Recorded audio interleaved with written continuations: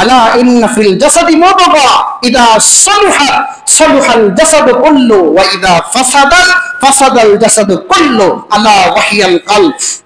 রাসূল সাল্লাল্লাহু আলাইহি ওয়াসাল্লাম বলেছে, হ্যাঁ দুনিয়ার মানুষ শুনে রাখো, তোমার ভিতরে আমি আল্লাহ তাআলার পক্ষ থেকে যে আত্মাটা দেওয়া হয়েছে, যে রূহটাকে দেওয়া হয়েছে, আল্লাহ যেইভাবে পুতু পবিত্র দিয়েছেন, মরণ পর্যন্ত পুতু পবিত্র রাখছো, তোমার আপদমস্তক সব ঠিক, তুমি জান্নাতে ঢুকে যাবে। মান তাওয়াজা লিল্লাহ রাফাহুল্লাহ, যে ব্যক্তি আল্লাহর জন্য তাওয়াজু আর বিনয়ী হয়, কোন মানুষের কাছে আত্মশুদ্ধি অর্জন করার জন্য এত কোটি কোটি টাকার দিকে চায় না, ওই ঝাড়ুদারের কাছে গিয়ে ঝাড়ু দিতে থাকে, মাঠে গিয়া ঝাড়ু দিতে থাকে, এমন যারা হবে, মান তাওয়াজা লিল্লাহ রাফাহুল্লাহ, আল্লাহ তাআলা তাকে আসমান বরাবর উঠায় নিয়ে যায়। এটাই হলো বিধান। আল্লাহ তাআলা আমাদের সবাইকে পরিশুদ্ধ আত্মা নিয়ে মরার তৌফিক দান করবেন, আমিন। আসসালামু আলাইকুম ওয়া রাহমাতুল্লাহি ওয়া বারাকাতুহু।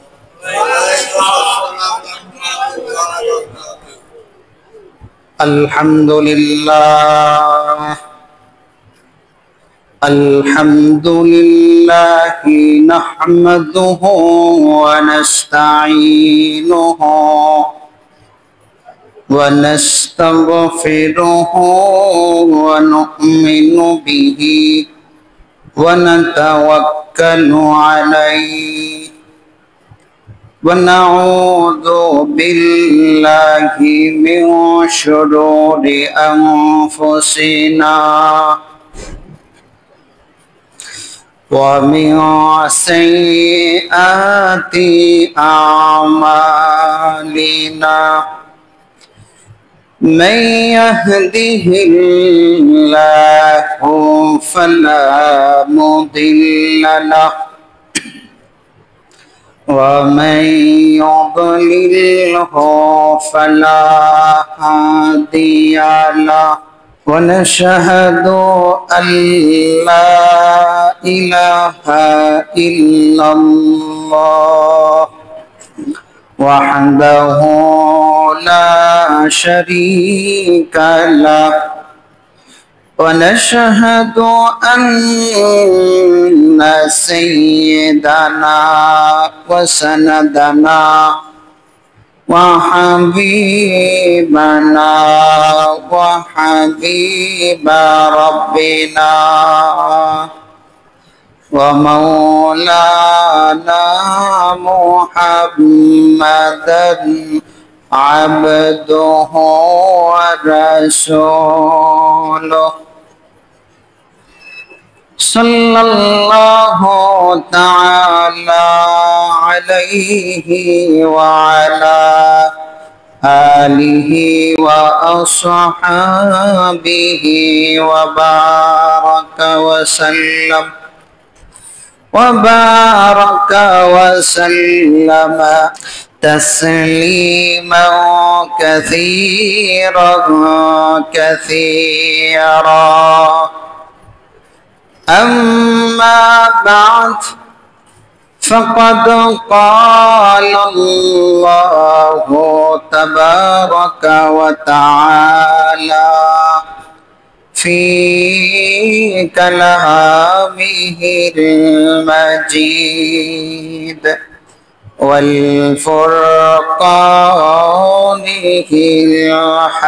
الحميد أعوذ بالله من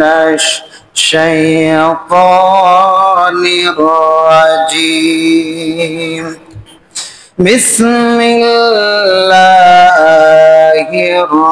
الرحمن الرحيم يا أيها الذين آمنوا اتقوا الله وكونوا مع الصادقين وقال تعالى قد أفلح من زكاها وقد خاب من دساها وقال تعالى قد أفلح من تزكى وذكر اسم ربه فصلى وقال النبي صلى الله عليه وسلم إنما الأعمال بالنيات فإنما لامرئ ما نوى فمن كانت هجرته إلى دنيا يصيبها أو امرأة يتزوجها فهجرته إلى ما هاجر إليه رواه البخاري وقال النبي صلى الله عليه وسلم من تواضع لله رفعه الله رواه الترمذي وقال النبي صلى الله عليه وسلم ألا إن في الجسد مضغة إذا صلحت صلح الجسد كله وإذا فسدت فسد الجسد كله ألا وهي القلب رواه البخاري أو كما قال النبي عليه الصلاة والسلام সকলে নামাজে দুরূদ পড়বে اللهم صل على محمد وعلى آل إبراهيم إنك حميد مجيد اللهم بارك على محمد وعلى آل محمد كما باركت على إبراهيم وعلى آل إبراهيم إنك حميد مجيد আল্লাহ রাব্বুল আলামিনের দরবারে অসংখ্য অগণিত শুকরিয়া যে মহান রব্বে কারীম শুক্রবার দিন 29 মুহররম 1447 হিজরি জুমার নামাজ আদায়ের উদ্দেশ্যে উত্তরা সোজারপাড়া জামি মসজিদে আগে আগে এসে বসে কিছু কথা বলার এবং শোনার তৌফিক দান করেছেন। এজন্য আমরা দিলকে উজাড় করে মনের ভিতর থেকে উচ্চ কণ্ঠে বলি আলহামদুলিল্লাহ। মোহতারাম হাজরিন, গত কয়েক জুমা যাবত আমরা তাজকিয়াতুন নফস তথা আত্মশুদ্ধি নিয়ে কথা বলেছিলাম।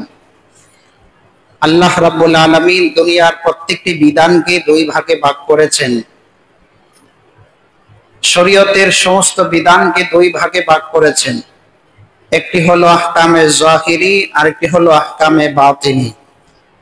জাহিরি ইবাদত শুদ্ধ করতে গেলে বাতিনি অবস্থা আগে শুদ্ধ করতে হয়।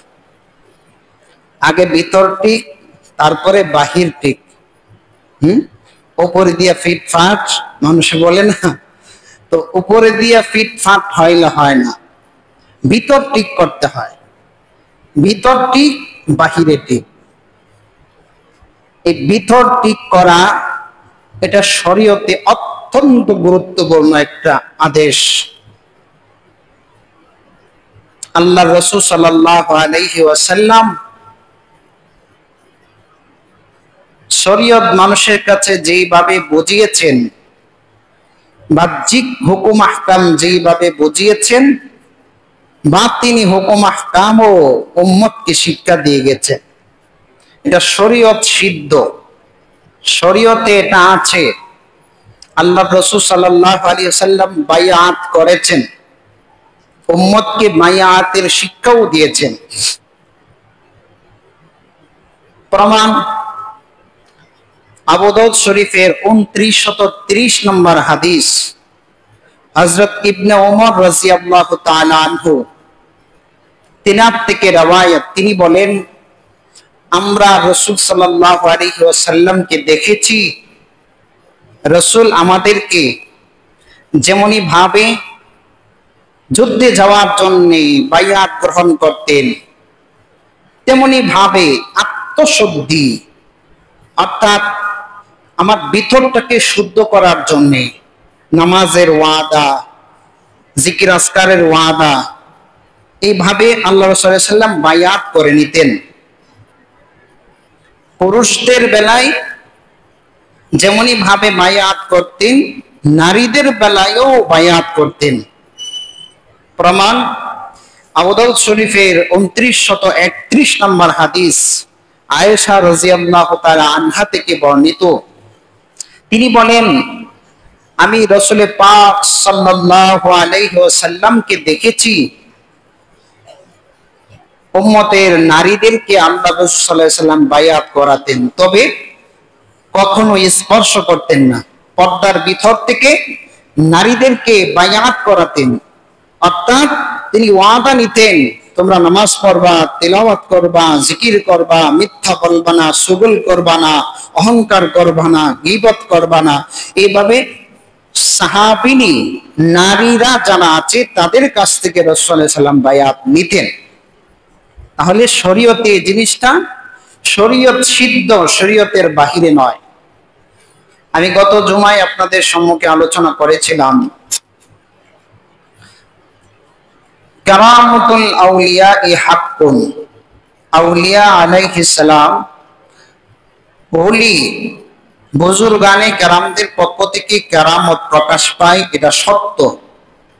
এর প্রমাণ আমি দুইটা উদাহরণ আপনাদের সম্মুখে দিয়েছিলাম, মরিয়ম আলাইহিস সালাতু ওয়াস সালামের একটা উদাহরণ এবং আরেকটি উদাহরণ দিয়েছিলাম বারখিয়া সুলাইমান আলাইহিস সালাতু ওয়াস সালামের অনুসারী দিয়া। আজকে আপনাদের সম্মুখে এর একটি নজির পেশ করতে চাচ্ছি। কারামাতুল আউলিয়া এটা সত্য, বুজুর্গানে কেরাম থেকে আল্লাহ রাব্বুল আলামিন অনেক সময় অনেক ঘটনা ঘটিয়ে থাকেন যার মাধ্যমে ঈমান আরো শক্তিশালী হয়। যেমন একটি উদাহরণ, ওমরে ফারুক রাদিয়াল্লাহু তাআলা আনহু একদিন মসজিদে নববীতে মিম্বরে দাঁড়িয়ে খুতবা দিচ্ছে। খুতবা দেওয়াকালীন সময়ে নিহাওয়ান্দে একটা যুদ্ধ চলতেছিল ইরাকে, আর সেই যুদ্ধের সেনাপ্রধান ছিলেন সারিয়া। নাম কি? সারিয়া। সবাই হানা বলবেন। ওই যুদ্ধের সেনাপ্রধান ছিলেন সারিয়া। যখন তিনি মিম্বরে দাঁড়াচ্ছেন এবং বক্তৃতা দিচ্ছেন, এমন অবস্থায় হঠাৎ করে ওমর রাদিয়াল্লাহু তাআলা আনহু অনাকাঙ্ক্ষিত ভাবে বললেন, ইয়া সারিয়াতুল জাবাল, ইয়া সারিয়াতুল জাবাল। কোথায়? মসজিদ নববীর মিম্বরে দাঁড়িয়ে, হে সারিয়া, পাহাড়ের দিকে তাকাও, পাহাড়ের দিকে তাকাও। মানি সারিয়া যখন যুদ্ধ চালিয়ে যাচ্ছে, এমত অবস্থায় কিছু বাহিনী, শত্রু বাহিনী পাহাড়ের উপরে উঠ পেতে বসেছিল, অতর্কিত হামলা চালাবে। যুদ্ধ করতে করতে এরা এক পর্যায়ে পাহাড়ের পিছনের দিকে, পাহাড়কে পিছনে রেখে সামনে যুদ্ধ করছে। এখন সামনের দিকে অবস্থা তাদের সামনে স্পষ্ট, পিছনের দিক থেকে যদি পাহাড়ের পিছন থেকে আক্রমণ আসে, এই মানুষগুলো শহীদ হয়ে যাবে। এই জন্য ওমর রাদিয়াল্লাহু তাআলা আনহু মসজিদে নববী থেকে, মদিনা থেকে সেই ইরাকের নিহাওয়ান প্রায় 1200 মাইল দূরে, সুবহানাল্লাহ, এখান থেকে তিনি এলান করলেন, ইয়া সারিয়াতুল জাবাল, হে সারিয়া, পাহাড়ের দিকে নজর করো, শত্রু বাহিনী পাহাড়ের পিছনে উঠ পেতে বসে আছে। যখন যুদ্ধ শেষ হলো, কিছুদিন পরে যখন যুদ্ধ থেকে কাফেলা ফিরে আসলো, তখন ওই কাফেলাতে যারা ছিল তাদেরকে জিজ্ঞেস করলেন, ওমর রাদিয়াল্লাহু তাআলা হঠাৎ করে মিম্বরে দাঁড়িয়ে আপনার দিকে সম্বোধন করে একটা বাক্য উচ্চারণ করেছিল, আপনারা কি এই বাক্যটা শুনেছিলেন? তখন যারা ওই যুদ্ধে অংশগ্রহণ করেছিলেন সবগুলো মানুষ এক বাক্যে বলে উঠল, আমাদের কাছে মনে হচ্ছে ওমর আমাদের পিছনে দাঁড়িয়ে বলছে ওই পাহাড়ের শত্রু দাঁড়িয়ে আছে। কারামাতুল আউলিয়া হাক্কুন, এটা সত্য, এটাকে অস্বীকার করা যাবে না। কিন্তু বর্তমানে যে সমস্ত জিনিস প্রকাশ পাচ্ছে, কি প্রকাশ পায়? কাঁচা ডিম ফু দিয়ে সিদ্ধ হয়ে যায়, হ্যাঁ, হাতে কাগজ নিয়ে ফু দেয় টাকা হয়ে যায়, মাটি একটা হাতে নিছে ফু দিছে ওই পানিতে ফেলে দিয়েছে, মাছ লাফ মেরে উঠছে। দেখেননি আপনারা? হ্যাঁ, অনেক ঘটনা এমন ঘটে যায়। ফু দিয়েছে পানি, পাত্রের মধ্যে পানি, ফু দিয়েছে পাত্র ফাইটে গেছে। আমি একদিন বাজারে গেছি, আমরা হলাম কিশোরগঞ্জের বর্ডার, শেষ সীমানা, নদী পার হয়ে বিবারিয়া গিয়ে বাজার করতে হয়। আমার মেইন বংশ বিবারিয়া, তো বিবারিয়া বাজার করতে হয়। গেলাম ওখানে ছোটকালে, বাজারে যাওয়ার পরে হঠাৎ করে দেখি কিছু মানুষ এক জায়গায় জমায়েত। আর এত মানুষ এখানে কি করে? একটু উকি দিলাম, দিয়ে দেখি এক লোক রশির মতো কি যেন রশি আস্তা রশিটা চাপায় খেয়ে ফেলতেছে। খেয়ে ঢোক গিলে একবার দেখাইছে, খেয়ে ফেলছে। খাওয়ার পরে কিছুক্ষণ পরে এভাবে টান দেয়, আর ফিতা আছে না, ফিতা, হ্যাঁ, এরকম ফিতার মতো কি যেন বের করতেছে। অবাক লাগার বিষয়, একটা মাটির টুকরা হাতে নিছে, উপরে ঢিল মারছে, তো একটা চড়ুই পাখি উইরা আবার মাথায় এসে বসে গেছে। ও বুজুর্গ না? বিরাট বড় বুজুর্গ, হ্যাঁ। বাজারের মাঝখানে হঠাৎ করে দেখি নৌকা, আস্তা নৌকা, থাকান আমার দিকে তাকান, তো থাকাচ্ছি, দেখি আস্তা একটা নৌকা খেয়ে ফেলতেছে। আরে অবাক লাগা, আস্তা নৌকা খেয়ে ফেলতেছে। এরপরে কাগজটা দেন, একটা কাগজ হাতে নিল, তো কাগজটাকে এমনি ধইরা ঢিল মারছে, টাকা উঠতে উঠতে চতুর্দিকে ছেত্রায় পড়ছে। চিন্তা করলাম এখানে আর দাঁড়ানো যাবে না, আস্তে আস্তে দূরে চলে যাচ্ছে। দূরে যত যাচ্ছি ততই জিনিসটা চোখে ভেসে উঠতেছে। একটু দূরে গিয়ে দেখলাম যে আস্তে আস্তে যাচ্ছি, দেখি নৌকা তো সে খায় না, নৌকার জায়গাতেই আছে। ওইটা ছিল ধোঁকা। কি ছিল ওইটা? ধোঁকা। বুজুর্গানে কেরাম থেকে এইগুলো সবসময় প্রকাশ পাবে তা নয়। আরে কাফের মুশরিক একটা হিন্দু সন্ন্যাসীর কাছ থেকেও এমন জিনিস প্রকাশ পায়। এমন জিনিস যদি প্রকাশ পাইলে বুজুর্গ হয়ে যেত, তাহলে দাজ্জাল সবচেয়ে বড় বুজুর্গ হয়ে যেত। কি বলেন? দাজ্জালকে আল্লাহ তাআলা অলৌকিক কিছু জিনিস শিক্ষা দিবে, তাকে সুযোগ দিবে। তাকে যে মানবে সেই এলাকায় বৃষ্টি হবে তার অর্ডারে। আবার তাকে যে মানবে ওই এলাকায় ফসল ফলাতি, গরু বাছুর আচ্ছা তাহলে হবে। এই জন্য দাজ্জাল বড় বুজুর্গ। জিন ভূত আর দেবদানব কিছু ভক্ত বানাইয়া দৃষ্টির আড়ালে থেকে শিরকি কাজ করাইয়া সে যদি মনে করে যে আমি বড় বুজুর্গ, ওইটা বুজুর্গ না, এটা বুজুর্গ না। বুজুর্গদের কাছ থেকে আল্লাহ তাআলা যখন চাবেন তখন আল্লাহর মর্জি অনুপাতে প্রকাশ পাবে, আল্লাহর মর্জি অনুপাতে তা প্রকাশ পাবে। তাসাউফের সবচেয়ে বড় যে স্তর সেটা হলো আত্মাকে শুদ্ধ করো। বর্তমান প্রেক্ষাপটে আমরা দেখি শতে শতে হাজার হাজার লক্ষ লক্ষ মানুষ তাসাউফের দিকে অগ্রসর হচ্ছে, কিন্তু তাসাউফ হচ্ছে না। তাসাউফ মানে কি? অর্থাৎ আত্মাকে শুদ্ধ করা, আত্মাটাকে পরিশুদ্ধ করা। এই আত্মাটাকে পরিশুদ্ধ করা হচ্ছে না। তাসাউফ মানে দরবারে যাবে আর কিছু জিকির আজকার দিয়া দিবে, আর ওই জিকির আজকার অনুপাতে সে চলবে। এটা না। আরে তাসাউফের অর্থ হলো তোমার মাঝে কি রোগটা আছে ওই রোগ পরিশুদ্ধ করা। এটা আগেকার জমানার বুজুর্গানে কেরাম ওই মানুষটা দেখেই বুঝতে পারতেন তার ভিতরে কিবির আছে, না হয় তার ভিতরে হিংসা আছে, না হয় তার ভিতরে অহংকার আছে। এই অহংকারের চিকিৎসাটা করতে হবে, তাহলে সে তাসাউফ অর্জন করেছে, তাহলে সে বুজুর্গ, এখন সে লাইনে আসবে। এটার নাম হলো তাসাউফ, এটার নাম হলো আত্মশুদ্ধি, আত্মাকে পরিশুদ্ধ করা। এই ধরনের আত্মা পরিশুদ্ধ করার ব্যাপারেই আল্লাহ কালামে পাকে বলেছেন, ইয়া আইয়ুহাল্লাযীনা আমানুত্তাকুল্লাহ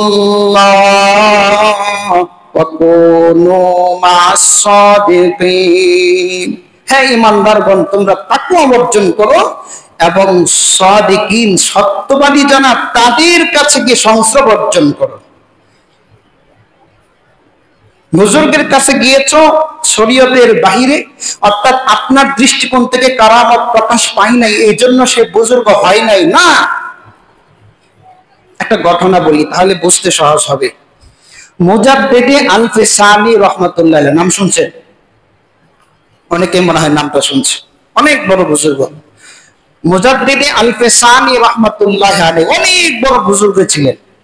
তার কাছে একজন মুরিদ 10 বছর থাকার পরে হঠাৎ করে একদিন সিদ্ধান্ত নিল, আমি চলে যাব।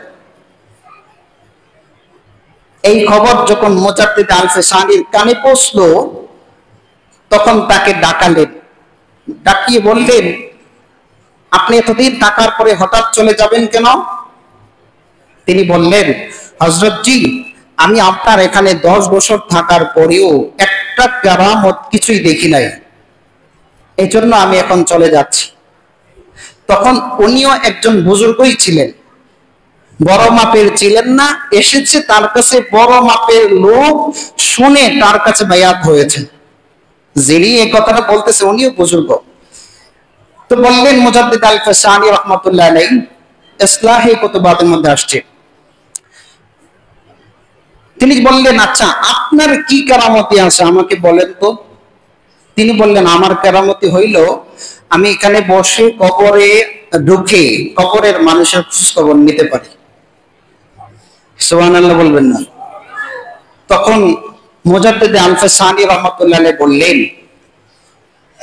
আপনি এতটুকু পারেন, আমি এখানে বসে যদি কবরের রূহদেরকে সম্বোধন করে ডাক দেই, ওই রূহগুলো আমার কাছে চলে আসে। তখন তিনি বললেন, আমি আমার কেরামতি জাহির করি না, তুমি এই 10 বছরের ভিতরে কোনদিন ফরজ, ওয়াজিব, সুন্নাত, নফল, রাসূলের এই সমস্ত আল্লাহর পক্ষ থেকে বিধান, রাসূলের সুনান আমার এই 10 বছরের ভিতরে কোনো একদিন ছুটতে দেখছো কিনা? না, দেখি নাই। এটাই হলো সবচেয়ে বড় বুজুর্গের আলামত। সুবহান। বুজুর্গের কাছে গিয়ে ওই অনেক কিছু দেখা, এক বুজুর্গ নাম দিয়েছে বুজুর্গ, কুফরি কালাম পরে সে বুজুর্গ হয়েছে, এখন মাথার উপর দিয়ে সে হাঁটে, উপর দিয়ে কাঁঠালও নিয়ে হাঁটে, উপর দিয়ে কাঁঠাল নিয়ে হাঁটে। বাবা, এইভাবে এটাকে কেরামতি বলে না। কিছু টাকা আর পয়সা দিয়া ঢাকা শহরে এনে সেই সফিবা প্রকাশ করে ওই অনলাইনে আর ছবি উঠাইয়া এইগুলোকে প্রকাশ করা, এটাকে বুজুর্গি বলে না। বুজুর্গের হাতে হাত রেখার পর তার দ্বারা মিথ্যা চলবে না, তার দ্বারা গীবত চলবে না, তার দ্বারা হিংসা চলবে না, তার দ্বারা কোনোদিন নামাজ ত্যাগ হবে না। এটা হবে আত্মশুদ্ধি। এর একটা নজির দেই তাহলে আরো সহজ হবে বোঝার জন্য। পিছনের ইতিহাসে একজন অনেক বড় বুজুর্গ ছিলেন, যার নাম ছিল আব্দুল কুদ্দুস গাঙ্গুহি। শায়েখ আব্দুল কুদ্দুস গাঙ্গুহি, গাঙ্গুহে তার বাড়ি। অনেক বড় বুজুর্গ ছিলেন। তিনার দরবারে মানুষ, হাজারে হাজার মানুষ এসে থাকতেন আত্মশুদ্ধি অর্জন করার জন্য। মানুষের ভিড় সর্বদা থাকতো। তো শায়েখ আব্দুল কুদ্দুস গাঙ্গুহি রহমাতুল্লাহ আলাইহি যখন ইন্তিকাল করলেন, তখন তিনার ছেলের ঘরের নাতি হঠাৎ করে একদিন চিন্তা করলো, আশ্চর্য, আমি কি দেখতেছি এগুলো? আমার দাদাজি যখন ছিল তখন তো মানুষের ভিড় দেখতাম, হাদিয়া তুফা, কত কি। রাত যত গভীর হতো ততই জিকিরের আওয়াজ বেড়ে যেত, সুবহানাল্লাহ। কি দেখতাম, মানুষের সমাগম। এখন তো কিছুই দেখি না, মানুষও নাই, তালিম নাই, তরবিয়ত নাই, তাল্লুক নাই, কিছুই নাই। এই যে দরবারগুলো আছে সব খালি আর শূন্য। এতদিনে তার চোখ খুলেছে, আই হায়, এমন কি জিনিস আমার এখান থেকে চলে গেল, আমার দাদাজি ইন্তেকাল করার সাথে সাথে সব নিয়ে গেল। ভিতরে একটা হিট লাগছে, আচ্ছা আমিও সেই জিনিস অর্জন করব। এখন কি করতে পারি? তিনি ভাবলেন আমার দাদার কোন খলিফা আছে কিনা ভালো মানের, যার কাছে গেলে আমি তাসাউফ অর্জন করতে পারবো, আত্মশুদ্ধি, মনটাকে, এই আত্মাটাকে আমি পরিশুদ্ধ করতে পারবো, এমন কেউ আছে কিনা খোঁজখবর নিয়ে দেখে আফগানিস্তানের একজন বুজুর্গ আছে। আফগানিস্তানে একজন বুজুর্গ আছে, তিনার দাদার হাতে বায়াত হইয়া অনেক বড় বুজুর্গ হয়ে গেছেন। এখন তিনি সিদ্ধান্ত নিলেন আমি গাঙ্গুহ থেকে আফগানিস্তানে চলে যাব। তিনি ওখানে চলে গেলেন, রওনা হয়ে গেলেন। এই সংবাদ যখন তিনার দাদাজির খলিফা জানতে পারলেন যে আমার পীর সাহেবের নাতি আসতেছে, তিনার মরিদান সহ সামনে অগ্রসর হয়ে তাকে ইস্তেকবালের জন্য বাড়লেন। নাতিকে ইস্তেকবাল দিয়া বাসায় নিয়ে আসলেন, ভালো গালিচাই তাকে শোয়াবার সুযোগ করে দিলেন, ভালো মানের খাবার দাবার খাওয়ালেন। তিনি শুয়ে গেলেন। পরের দিন ঘুম থেকে ওঠার পর বলতেছে, হযরত আমি তো এসেছিলাম আপনার কাছে, আমার দাদাজির কাছ থেকে যা নিয়েছেন তার থেকে সামান্য পরিমাণ কিছু নিতে। ও আচ্ছা, তাহলে তো আপনার এত সুন্দর আরামের বিছানা। উনি তো রাজকীয় হালতে বড় হয়েছে, বাদশার মতো। দাদা বড় সাহেব, হ্যাঁ অনেক বড় সাহেব, আরাম আয়েশে বড় হয়েছে। তখন তিনি বললেন, আপনি তো যদি আত্মশুদ্ধি অর্জন করতে এসে থাকেন তাহলে আরাম আয়েশে থাকা যাবে না, আরাম আয়েশে থাকা যাবে না। তিনি বললেন ঠিক আছে, আমি মেনে নিব। আচ্ছা, আপনি যদি মেনেই নেন তাহলে শীতকাল যেহেতু, উজুখানায় যে টাঙ্কি আছে এই টাঙ্কিটাকে লাকড়ি দিয়া পানি গরম করে দিবেন মুসল্লিদের সুবিধার্থে। যেখানে ওয়াক্তিয়া নামাজে হাজার হাজার মুসল্লি হয়, সেখানে এত পানি ওনাকে অর্ডার করলেন, আপনি ওখানে গিয়ে এই পানি গরম করে মুসল্লিদেরকে আগিয়ে দিবেন। থাকার জায়গা, ঘুম ধরলে ওখানে ঘুমিয়ে যাবেন। ঠিক আছে, উনি ওখানে চলে গেলেন। দীর্ঘদিন পর্যন্ত এই পানি গরম করে দেয় আর মানুষের উপকার করে, পানি গরম করে দেয়। দীর্ঘদিন যাওয়ার পরে একদিন সুইপারকে বললেন, ওই যে বাথরুমের কাছে একটা লোক বসে থাকে, পানি গরম করে দেয়, তুমি যখন যাবা ঝুড়ির মধ্যে ময়লা নিয়ে তুমি পরিষ্কার করার সময়ে ওই ময়লার যেটা দুর্গন্ধ বেশি পরিমাণে হয় ওই থেকে তার পাশ দিয়ে নিয়ে যাবা, যাতে করে দুর্গন্ধটা তার নাকে লাগে, এবং এতে করে সে কি প্রেক্ষাপট চলে আসে, ও কিছু বলে কিনা করে কিনা সেটা আমাকে জানাবো। ঠিক আছে। সুইপার তার পাশ দিয়ে গেলেন, আর এত পচা দুর্গন্ধ, যাওয়ার সময় তার নাকে দুর্গন্ধ লাগছে। লাগার সাথে সাথে বলল, সুইপার একটা কাজ করলি, যদি আজকে গাঙ্গুহ হতো তাহলে বুঝতি, চকরাঙ্গা, যদি গাঙ্গুহ হতো তাহলে বুঝতি। একথা বলে বাস ও চলে গেছে। যাওয়ার পরে জিজ্ঞেস করছে কি হয়েছে, বলে এমন এমন ঘটনা। এখনো চাল গলেনি, এখনো চাল গলেনি। ইসলাহি কুতুবাতের মধ্যে এসেছে ঘটনাটা। আবার চলতেছে দীর্ঘদিন চলার পরে কি হঠাৎ করে সুইপার কারবার বললেন, ওই ঝুড়ির মধ্যে যে ময়লাটা নিয়ে যাবা, এই ময়লাগুলো একদম বাঁশ দিয়ে তো নিয়ে যাবা, সাথে যেন কিছু লেগে যায়, তখন কি বলে দেখো। হঠাৎ করে একদিন তিনি আসলেন, মহিলা পাশ দিয়ে নিয়ে যাচ্ছে, কিছু লেগে গেছে, এতে লোকটা কিছুক্ষণ থাকায় রইলেন। আগের মতো গরম না, এখন থাকায় রয়েছে। এখন তাকে আমার অবস্থা দেখে আর কিছু বলে নাই, তো উনি চলে গেছে। গিয়ে বললেন যে এইভাবে তাকিয়ে রয়েছে আমার কাছে, কিছু বলে নাই, ঠিক আছে আলহামদুলিল্লাহ, অবস্থা পরিবর্তন হচ্ছে। তৃতীয়বার বললেন সুইপারকে, তুমি এখন ময়লা এমন ভাবে নিয়ে যাবা, পচা দুর্গন্ধ তার শরীরে কাপড়ে তো লাগাবাই, এবং তার উপরে পড়ে যাবা, আর ময়লাগুলো যেন তার কাপড়ে পড়ে যায়। ঠিক আছে। তিনি আবার ময়লা পচা দুর্গন্ধযুক্ত জিনিস ঝুড়িতে ভরে তার কাছ দিয়ে যাওয়ার পথে হুট করে তার উপরে পড়ে গেছে। ময়লা এই কাপড়ের মধ্যে ভরলো, শরীরে ভরলো। এখন তিনি দৌড় দিয়ে উঠে আগে ওই সুইপারকে ধরলেন, না শরীরের দিকে নজর না কাপড়ের দিকে নজর, দৌড় দিয়ে ওই সুইপারকে ধরে টান দিয়ে উঠে বললেন, বাবাজি ব্যথা পেয়েছে। সুবহানাল্লাহ। এই কথা যখন গিয়ে পীর সাহেবকে বললেন, তখন তিনি বললেন ঠিক আছে, এবার তার স্তর ভিতরের যে তাগুত, এই শয়তান ভিতরের তাগুত এখন ধ্বংস হয়েছে, এখন তাকে স্তর বাড়াতে হবে। ডাক দিয়ে কাছে নিয়ে আসলেন। কাছে নিয়ে আসে বললেন, তোমার ওই কাজ শেষ, এখন তুমি আমার সাথে থাকবা। ঠিক আছে ইনশাআল্লাহ, সাথে থাকবো। উনি শিকারীর জন্য বের হতেন।